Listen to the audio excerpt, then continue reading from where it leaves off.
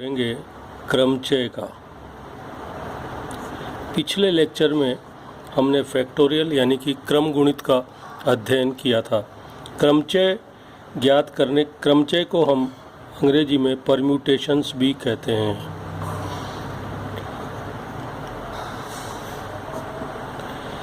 क्रमचय ज्ञात करने के लिए कुछ नियम भी हैं, जैसे कि n असमान वस्तुएं हैं,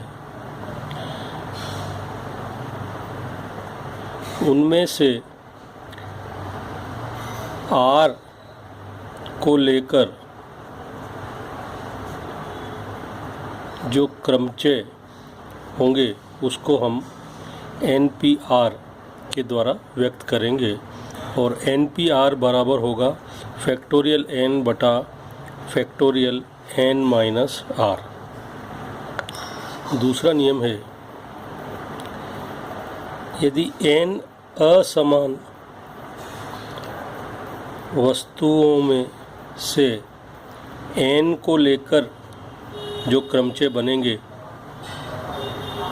वो क्या हो जाएंगे, NPN, यानी कि factorial n upon factorial n minus n बराबर फैक्टोरियल n बटा 0 यानी कि फैक्टोरियल n, क्योंकि हमने कल अध्ययन किया था कि फैक्टोरियल 0 का मान क्या होता है, 1 होता है।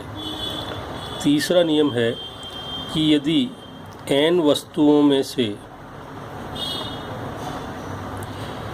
A1 एक प्रकार की,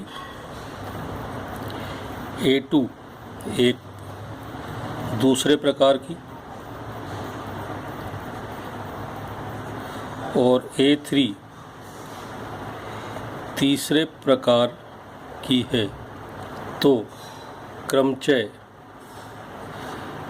की संख्या क्या हो जाएगी, बराबर फैक्टोरियल n बटा फैक्टोरियल A1 फैक्टोरियल A2 और फैक्टोरियल A3। इसी प्रकार से जब हम सर्कुलर स्थिति में, सर्कुलर सिचुएशंस में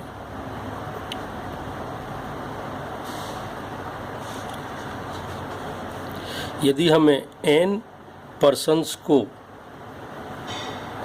अरेंज करना है, circular situation, n persons are to be arranged in circular arrangement,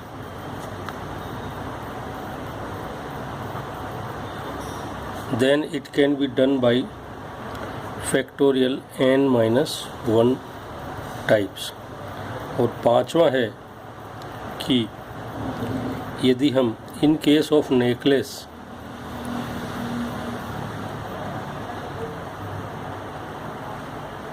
containing n number of beads,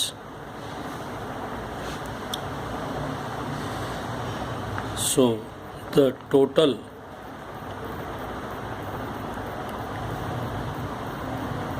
arrangement will be 1 upon 2 factorial n minus 1।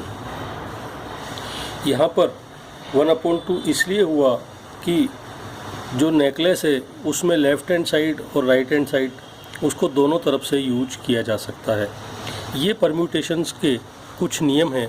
Permutation के इन नियम के आधार पर हम कुछ प्रश्नों को हल करेंगे, तो आप जो है आसानी से उस चीज़ को समझ लेंगे। सर्वप्रथम तो हमें ज्ञात करना है 8p5 का मान ज्ञात करिए। तो 8p5 इज इक्वल टू क्या हो जाएगा, फैक्टोरियल 8 बटा फैक्टोरियल 8 माइनस 5, यानी कि फैक्टोरियल 8 बटा फैक्टोरियल 3। 8 को हम लिख देंगे 8 7 6 5 4 3 2 1 और फैक्टोरियल 3 को लिख देंगे 3 2 1।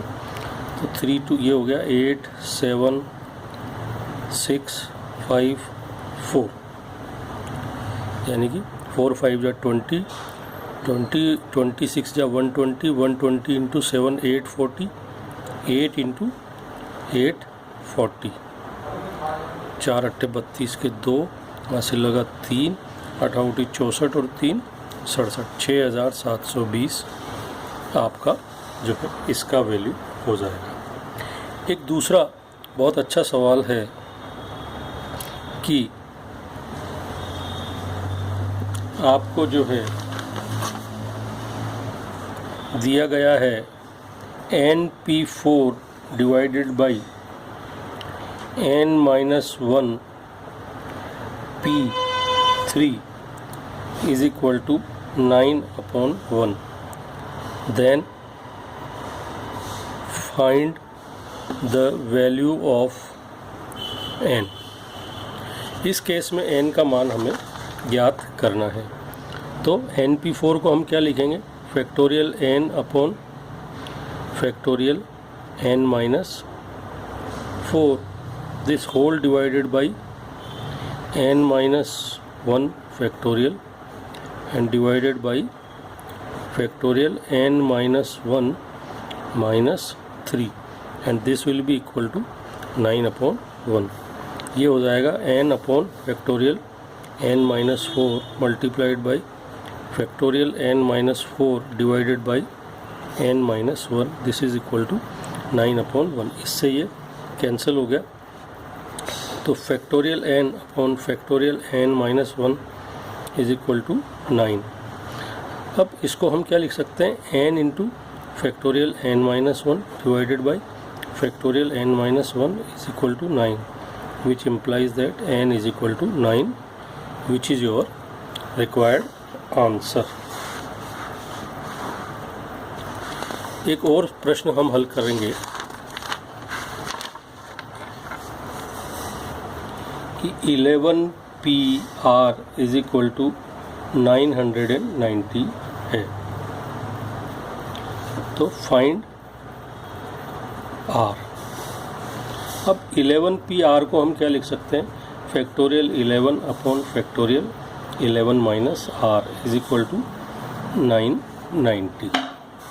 अब ये एक थोड़ा सा यहाँ पर एक विशेष ट्रिक है कि इस हम 990 को हम क्या लिख सकते हैं? 11 इंटू 10 इंटू 9, और इसको हम क्या लिख सकते हैं? 11 into 10 into 9 into factorial 8 upon 11 minus R का factorial is equal to 11 into 10 into 9.